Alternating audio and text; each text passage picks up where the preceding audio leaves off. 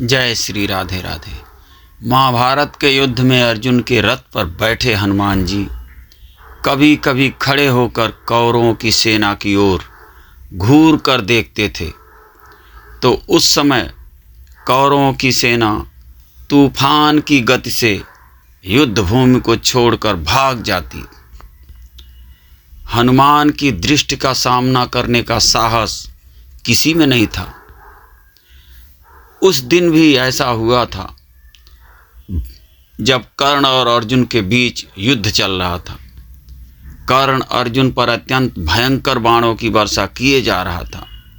उनके बाणों की वर्षा से श्री कृष्ण को भी बाण लगते गए, अतः उनके बाण से श्री कृष्ण का कवच कटकर गिर पड़ा और उनके सुकुमार अंगों पर बाण लगने लगे।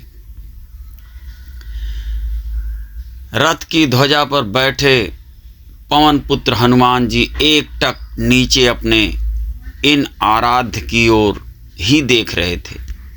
श्री कृष्ण कवचहीन हो गए थे। उनके श्री अंग पर कर्ण निरंतर बाण मारता ही जा रहा था।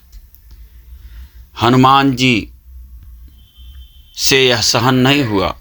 अकस्मात वे उग्रतर गर्जना करके दोनों हाथ उठाकर कर्ण को मार देने के लिए उठ खड़े हुए। हनुमान जी की भयंकर गर्जना से ऐसा लगा मानो ब्रह्मांड फट गया हो। कौरव सेना तो पहले ही भाग चुकी थी, अब पांडव पक्ष की सेना भी उनकी गर्जना के भय से भागने लगी। हनुमान जी का क्रोध देखकर कर्ण के हाथ से धनुष छूटकर गिर गया। भगवान श्री कृष्ण तत्काल उठकर अपना दक्षिण हस्त उठाया और हनुमान जी को स्पर्श करके सावधान किया, रुको, आपके क्रोध करने का समय नहीं है।